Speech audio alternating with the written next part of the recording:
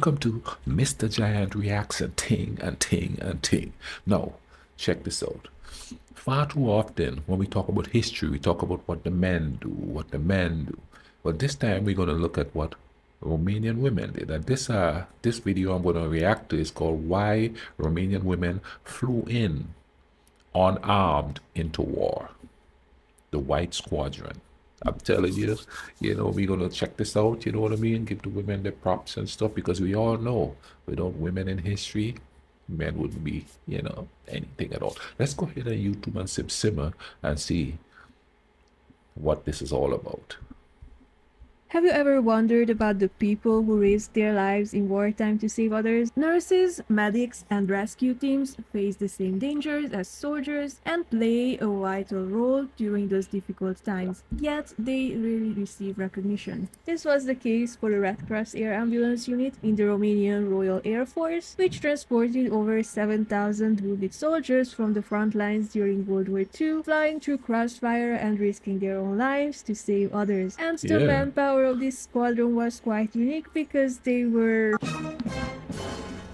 women. So let's talk about them. Hi, I'm Anna, a villager from Transylvania, and I make videos about random topics related to Central and Eastern Europe. And today we'll explore the incredible story of the White Squadron, Romania's all-female air ambulance unit, their fascinating backstories, and the daring missions they carried out. And I feel very qualified to talk about this because I flew a plane once, a little glider, for a few minutes, so clearly I'm an expert. Now, to address the elephant in the room, yes, Romania did some switching during World War II, and it wasn't always on the nicest side. When it comes to World War II, I gotta go with my boys, the Axis powers. But keep in mind that there's this thing called the Geneva Conventions, which are international treaties that set rules to protect people who aren't taking part in the fighting, like civilians, wounded soldiers, and medical personnel. And the conventions require that help be given to anyone who needs it, no matter which side they're on. And that's why Red Cross pilots, like those of the White Squadron, were seen as neutral and protected while rescuing the wounded. With that said, this video is purely educational and only focuses on the White Squadron. It does not support or glorify any political regime of the time, especially not the legendary state of Romania, because that would be illegal, and because I can read and I have access to history books and I understand why the legionary state was trash. So without further ado, let's dissect this topic.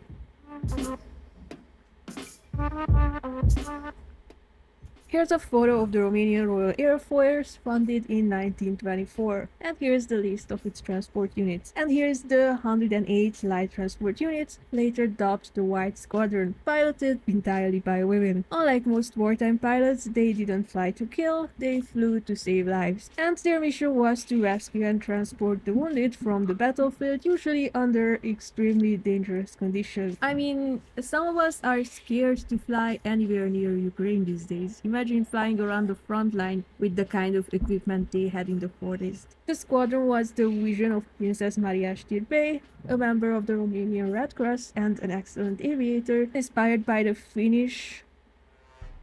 Oh my god, I've suffered enough with Polish and Czech names lately, and I have no idea how Nordic languages sound. Lotta Svärd. Lotta Svärd. The Lotta Svärd was a Finnish women's organization that supported the military by nursing the wounded, preparing supplies, and running communications without taking part in direct combat. Marina decided to take the idea further and proposed creating a similar group operated entirely by female pilots, an idea that was approved in 1940. Surprisingly, she wasn't a.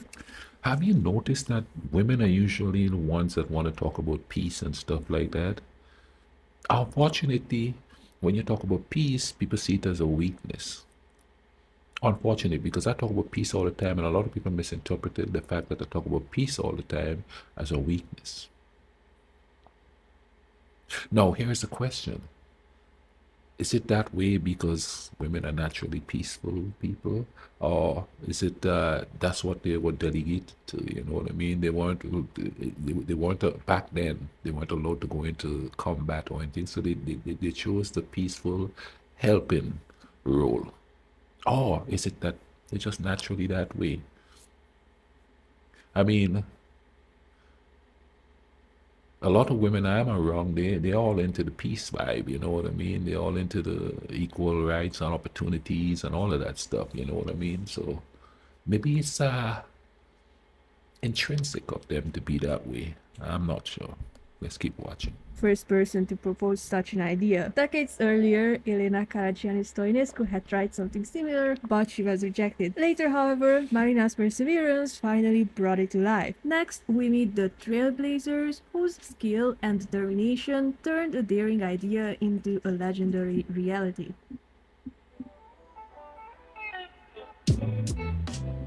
The aforementioned Marina Știbei was the great-granddaughter of Babu Dimitrie Știbei, the Prince of Wallachia, which is why people refer to her as a princess. She was introduced to aviation at the Mircea Cantacuzino flight school run by the renowned pilot Ioana Cantacuzino. Soon, Marina passed the wife check at air shows, where she became popular for her aerobatic skills. In 1935, at age 23, she completed training under Ioana Cantacuzino and earned her Grade 2 pilot's license. For those who don't know, in this context, the Grade 1 license was the entry-level certificate for basic flight, while the Grade 2 license was the advanced qualification granting pilots the skill and the freedom to take on long-range and navigational missions. The following year, she won Romania's first official aviation contest and undertook a solo raid across Northern Europe, flying from Bucharest to Stockholm. She became even more She was famous a after the boss. plane zoomed and swooshed through the thick fog, crossing the Baltic Sea. In 1937, she attended the first International Technical Conference on Aerial Assistance in Budapest as a representative of the Romanian Air Club. Thanks to her initiative, 2 medical aircraft were acquired, each capable of carrying 2 wounded passengers and an attendant. In 1938, she participated in the Royal Military Maneuvers at Galați, which were large-scale exercises by the Romanian Royal Air Force designed to showcase the country's military readiness and strengthen its defense amid rising European tensions. Marina attended as a member of the Romanian Red Cross Management Committee,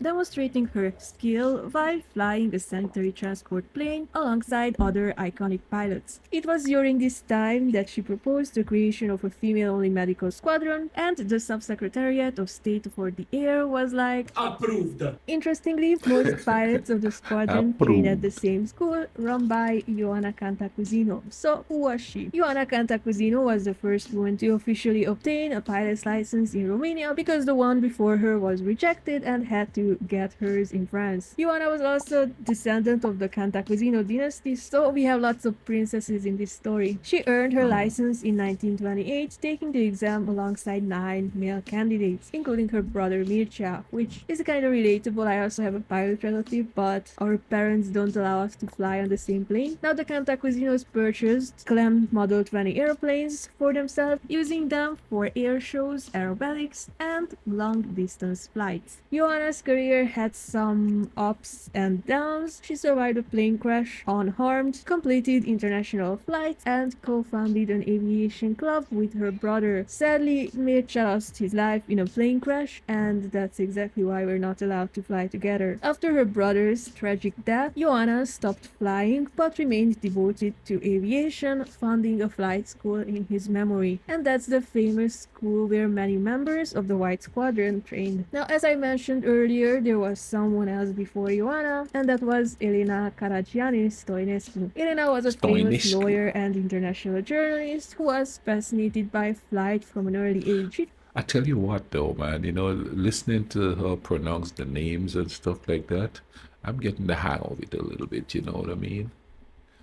Love that, like, love the way it's said.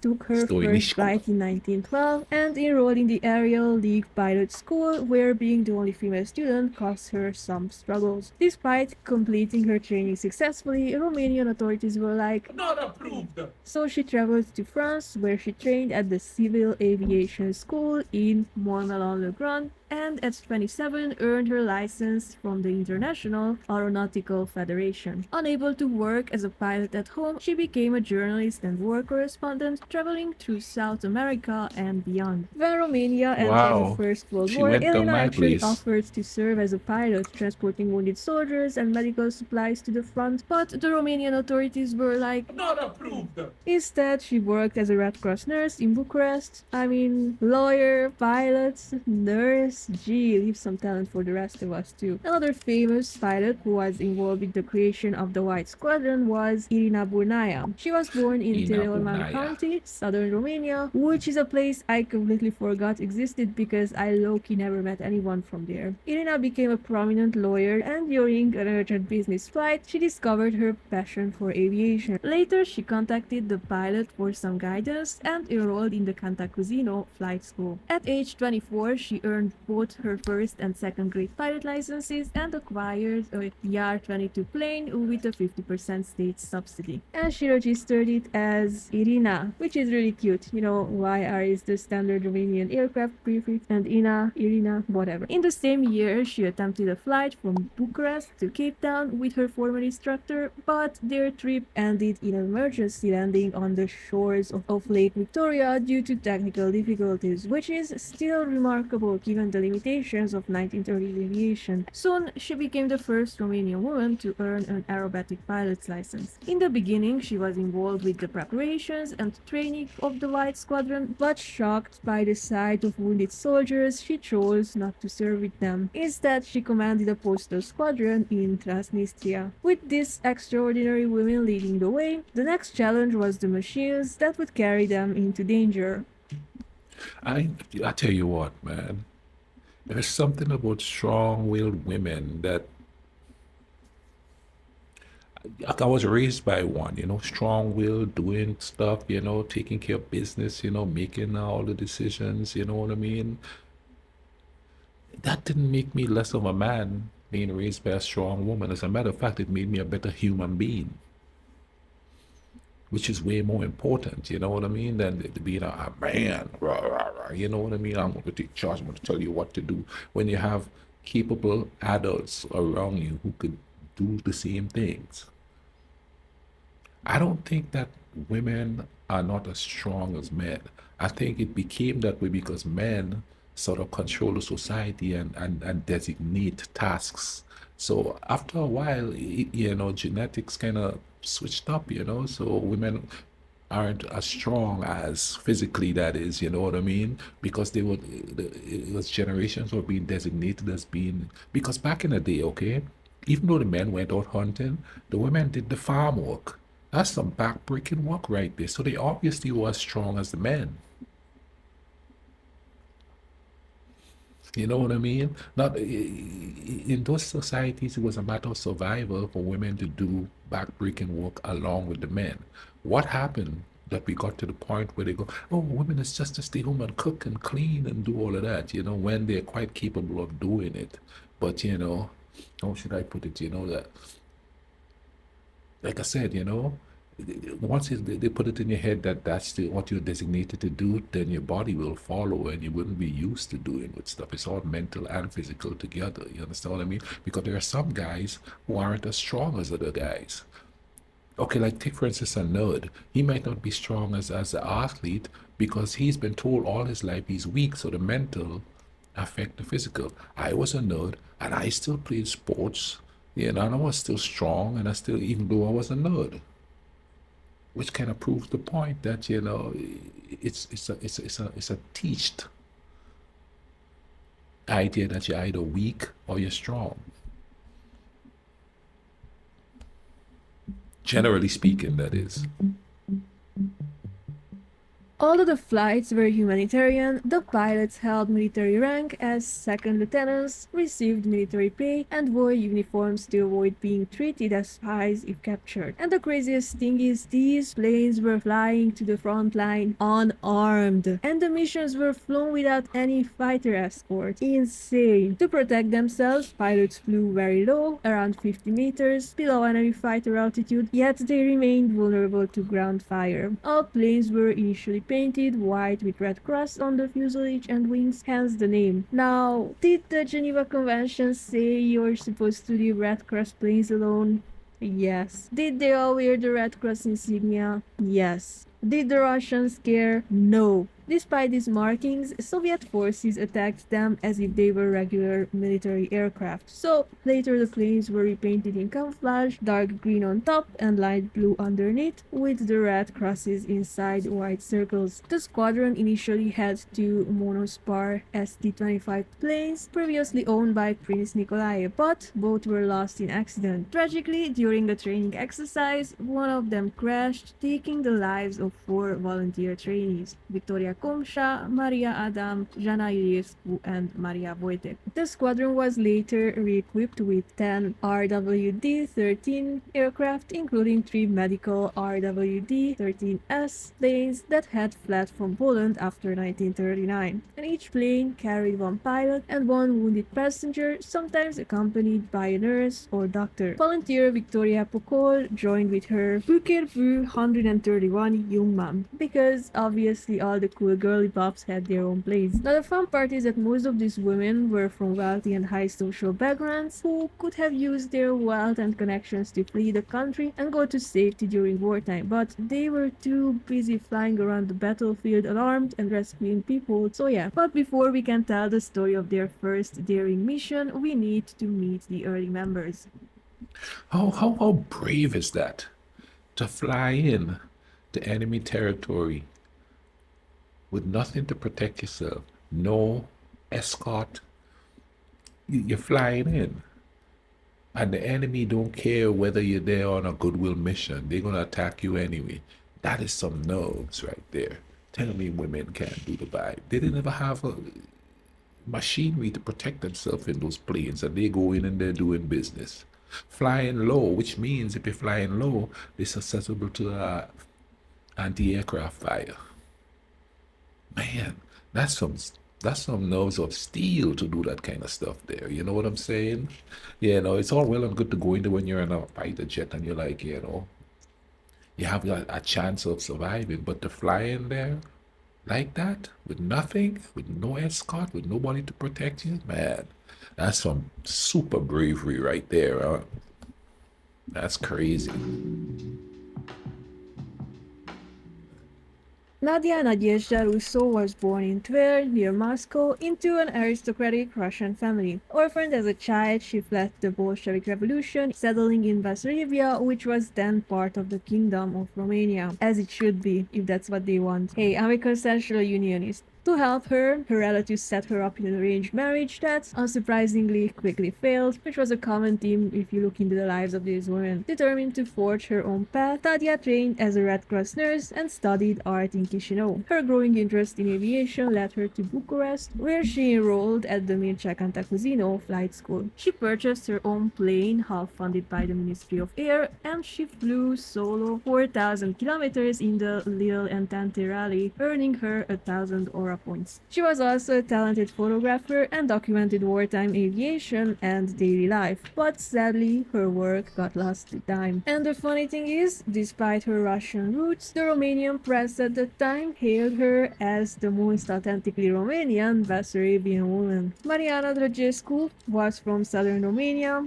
and she excelled in sports from a young age, including skiing, swimming, rowing, and horseback riding. She studied physical education in Bucharest and trained at the Queen Mary Cavalry Regiment riding school, but in 1935 she realized that, contrary to popular belief, the horse industry isn't the most prosperous industry in the world. So she enrolled at Ioana's flight school, earning Romania's 7th female pilot license. She even met the writer of The Little Prince, Antoine de Saint-Exupéry, who was, surprise, surprise, also a famous aviator. In 1938, Mariana was like, alright, time to become famous, and decided to fly military maneuvers in the aforementioned Galatz military exercises. Then purchased a Messerschmitt aircraft and entered a few aviation competitions. Virginia Thomas, nicknamed Tommy, was born in Transylvania, which was then part of Austria-Hungary. She trained at the Cantacuzino flight school, earning her pilot license, then worked as a stewardess for Lares, Romania's national airline. With the outbreak of World War II, Tommy joined the White Squadron, flying missions that evacuated over 600 wounded soldiers from the front lines. Now, guess who continued assisting the wounded by driving them to Red Cross Hospital even after the squadron was disbanded? Tommy. Virginia Duțescu from southern Romania was a drama student in Bucharest, but her real passion was flying. Her first husband opposed it, so naturally she divorced him and then trained at the Mircea Cantacuzino Flight School. What's it with men that they're so jealous about women wanting to do stuff? There's a rise in that kind of stuff right now. You know, I see a woman doing something and I'm like, yeah, go for it. I see a dude doing something. Hey, yeah, go for it. They're human beings. Everybody's human. Go do your thing, you know. But guys are like, no, I don't want no woman best do something better than me. I don't care if they do it better than me. Is it helping people? Is it progressing the state of mankind?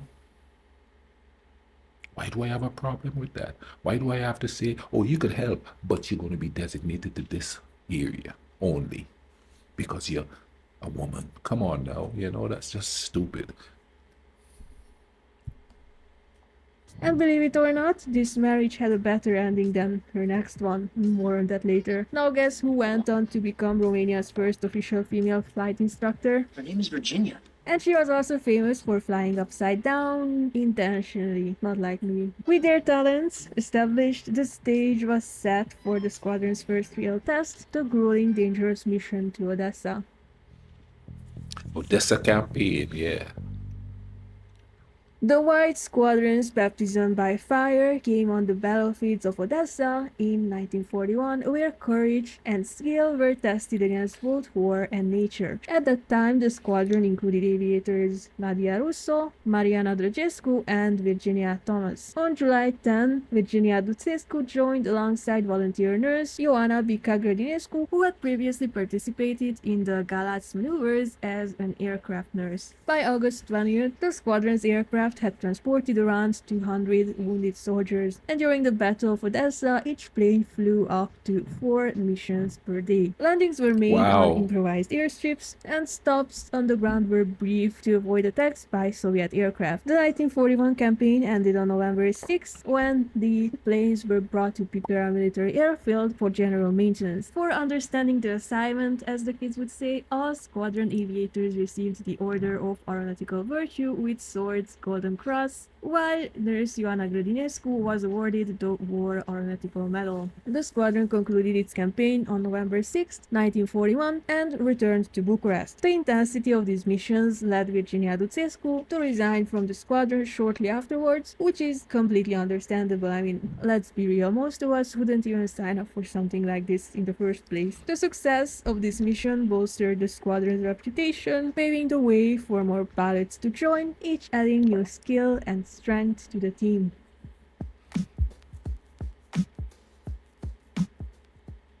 As the White Squadron grew, it attracted accomplished and fearless aviators, each with her own remarkable story, from world record parachutists to diplomatic trailblazers. Smaranda Brăescu was a Romanian parachuting and aviation pioneer, holding multiple world records of the time, which is why she was nicknamed Queen of the Heights. She was Cool. one of the first women holding a parachutist license, and in 1931, she set the women's world record for highest parachute jump from around 6,000 meters. 1 year later, she established the world record for crossing the Mediterranean Sea between Rome and Tripoli, which was an 1,100-kilometer flight completed in 6 hours and 11 minutes. And then on, she became a Man. heroine, and she was escorted by 30 other planes to an air show in Canada. I bet if she were around today, she'd be doing stunts for Red Bull. Although she had already obtained her pilot's license in the United States, to have it recognized in Romania, she had to complete training at the Mircea Cantacuzino Flight School in 1937. And at the start of the war, she was mobilized as an instructor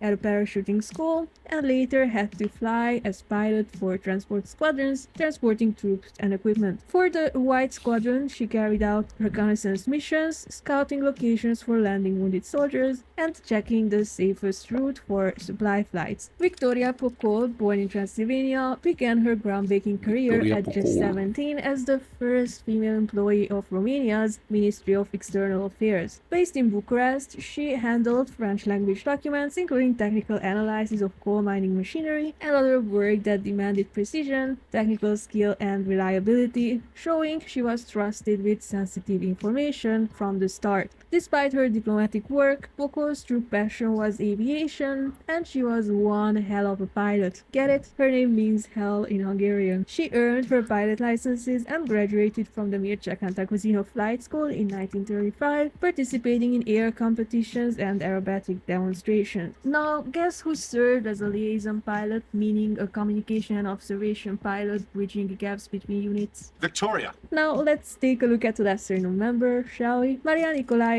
a 1942 graduate of the Bucharest Civil Aviation School, was formally appointed as a liaison pilot in the White Squadron by the Air Staff Command, and she served on the front carrying out white evacuation missions under challenging conditions. Sadly, I couldn't find more information about her. With a full team in place, the squadron faced its next major challenge, the deadly and pivotal Battle of Stalingrad. Stalingrad campaign. Man. The pilots of the White Squadron now faced one of history's bloodiest conflicts. Amid freezing temperatures and encircled armies, their humanitarian flights saved countless lives. In April 1942, the Military Air Transport Group was formed to supply ammunition and materials, maintain communications, and transport personnel. The White Squadron was divided into two sections. Section 1 included Nadia Russo, Mariana Drăgescu, and Virginia Thomas. You know, the OG squad. Section 2 included volunteers like Maria Nicolae, Smaranda Brăescu, and of course Victoria Poco with her personal aircraft. Their primary mission was providing humanitarian aid during the Battle of Stalingrad, the deadliest battle of World War II. Axis and Soviet forces fought amid a devastated urban landscape, and all the bang-bang crash wham actually took place with brutal street fighting and tens of thousands of civilian deaths. Soldiers endured freezing temperatures, starvation, and disease, and Stalin's order number 227 forbade any retreat from Soviet soldiers under threat of execution.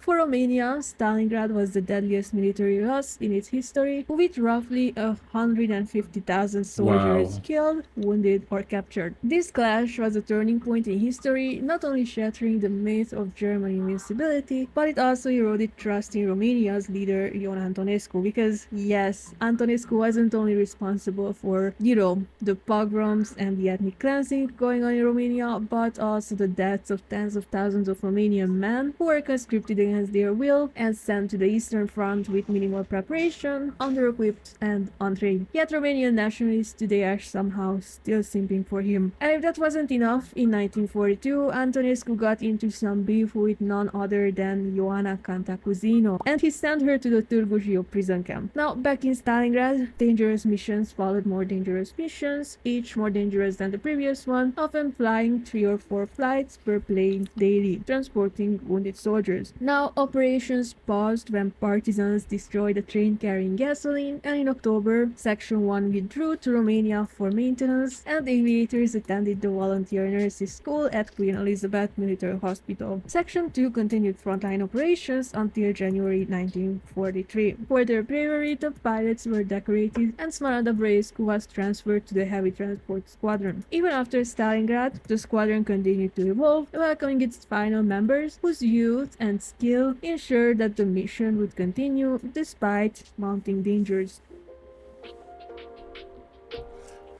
There's just so much confusion in that history. There's just so many countries there, who to ally with, what side to be on. And it was going on way back then with, during Vlad and Stephen the Great. And even in modern times, it comes up to that, you know what I mean? It's like, you just caught in the middle there. Just, that's got to be nerve-wracking, to be walking a tightrope of which way to go, who should I align myself with. And that's why I always tell people, now, going in there and saying, we're going to do this, you can't. It's just, that's centuries of sort of civil confusion of who should believe what or who should believe, the other. That's just so much going on there with that history, man. There's just so much going on there. Stella Huțan-Palade was born in Bukovina, northern Romania, and later moved to Bukovina. Bucharest with her mother and siblings after her father passed away. At 19, she worked as a store clerk when her older brother, George, introduced her to aviation. She quickly earned her glider pilot's license and attended theoretical flight courses at Bucharest Polytechnic. Interestingly, the third Huțan sibling was also involved in Romanian aviation. Viorica Elena Huțan was Romania's first official female flight attendant. Stella trained at Roșiori de Vede and obtained her first and second grade licenses, which were later confirmed as military licenses. So, guess who was the youngest female aviator to join the White Squadron? Stella? After her fiancé fell in the Battle of Leningrad, she recognized the urgent need for humanitarian aid and petitioned the Minister of the Air to join the White Squadron, and her request was granted. She trained on multiple aircraft, including RWD, PWS, Nardi, Clem Model 25, Buker Buyungman, Clem Model 35, blah blah blah. I'm talking like I know the difference between them, but honestly I don't. She served on the Crimea front and in one notable flight carried blood supplies and a medical captain across a mountain range in adverse weather, earning Mariana Dugescu's nickname for her, the bad weather pilot. At the same time, Stefania Silvia Iucceanu joined as well, but I Iucceanu. couldn't find any information about her. With the complete roster of aviators, the squadron turned its attention to the treacherous skies of Crimea, where evacuation missions would be more perilous than ever.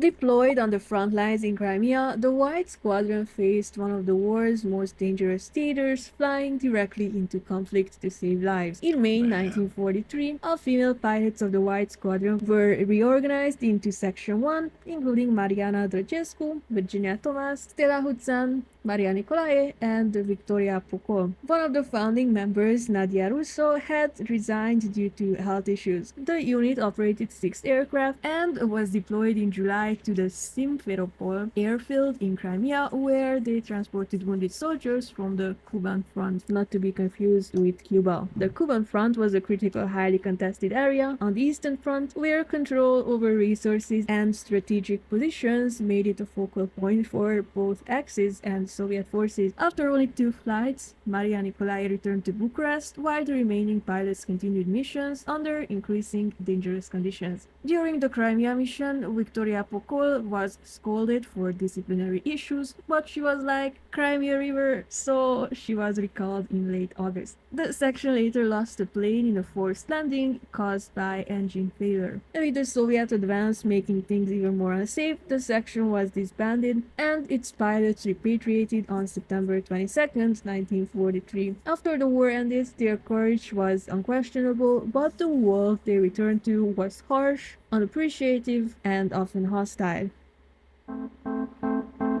Wow.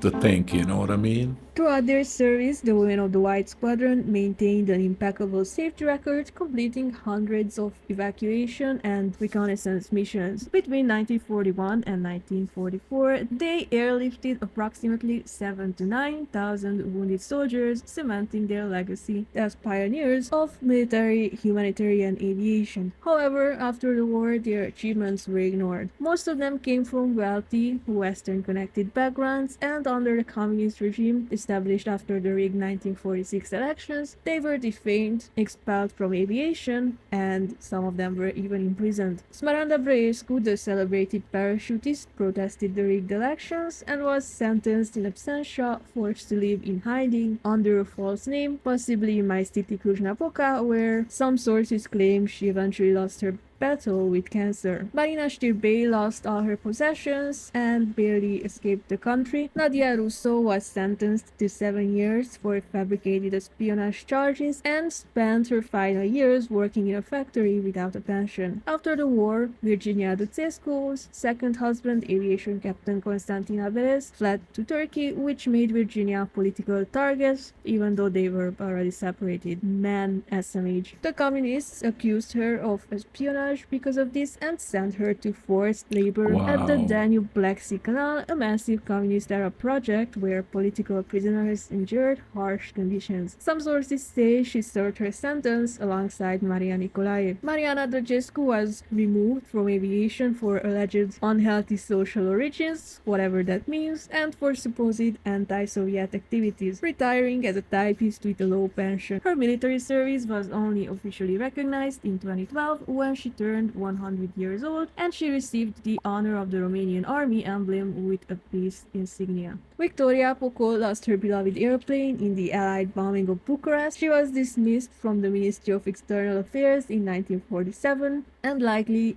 died around 1950 after a serious illness. Ioana Cantacuzino, the founder of the famous aviation school, lived her final years in isolation, poverty, and constant communist surveillance, a victim of both authoritarian and communist oppression, dying in obscurity despite her historical achievements. Stella Huțan Palade, married in 1945, continued flying until 1953 and later worked at the Ministry of Telecommunications, occasionally facing scrutiny from the Securitate, Romania's communist secret police. The luckier ones, Virginia Thomas, married a British officer and relocated to Berlin, while Irina Burnaya moved to Geneva following the communist takeover. Despite their heroism, none of these pioneering women received the recognition they deserved during their lifetimes, and most endured persecution, poverty, or exile under Romania's post-war communist regime.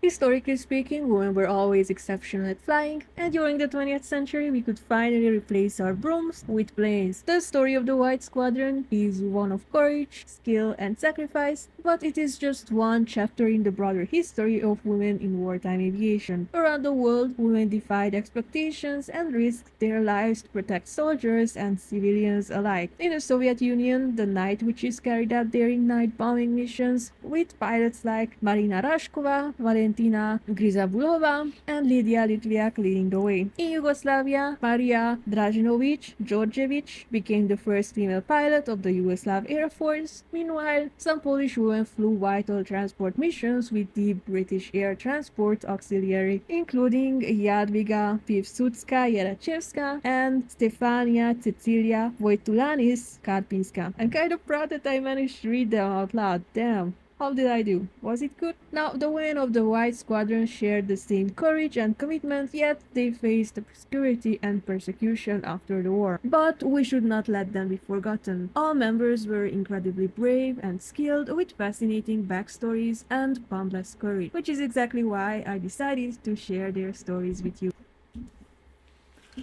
Wow. The question I have though, would they have been recognized if it was another regime that was in power? Or would their achievements be brushed aside regardless to which political party was in charge? Because, you know, women have systematically been sub aside even if they do great things, you know what I'm saying? They look at, oh, that's an anomaly. That don't usually happen. You know, they just good to cook, clean, and have babies. But these women are exceptional. When I do believe that any woman could do that stuff, if given the opportunity, any woman could do that stuff. You know, I'll tell you something. I was raised around like really strong women. So when I first encountered a subservient woman, I was like, whoa, this is different. What is going on here? You know, I wasn't used to the, you have to be a man and take charge and all of that. I was used to the, hey, this is a partnership. Let's do this together. That's what I was used to. I wasn't used to this beating the chest and howling at the moon crap, you know. And you all wonder why the divorce rate is like at 70%. Because no man is an island unto himself. He needs that that help, and not just the support. You know, I'll do all this here. You go out there and be the man. You know, no, you work together to do stuff. You understand what I mean? And the reason why it was society and marriage is falling apart is because of the designation to roles. Like my mom used to tell me that, okay, let's take for instance cooking and cleaning. My mom told me that that's survival, not woman's work. I've been living alone for years now. If I didn't taught me how to take care of myself, I'd be in deep trouble. My buddy Scott, same thing, you know what I mean? His parents, and his parents has been married for decades, you know what I mean? But they still taught him, that equality thing, The idea of somebody being subservient to somebody else is just foreign to the way I think. A lot of guys are gonna go, "Oh, you pick me, oh this, that, the other." I don't care. Equal, equal. That's how I see it, and it's sad that these women were treated that way after what they did. I understand different political times, different political systems, and all of that stuff, but still, it's not like they were doing what the warrior men were doing and bombing and stuff like that. They were going in there and picking up the wounded, and I'm sure they also picked up enemy wounded and take care of them to make sure they were all right, because the Geneva Convention sort of merit that they do that. And I know within good reason that they probably went in there with some kind of compassion with them. To go into a place unarmed with no escorts just to pick up people and take care of them.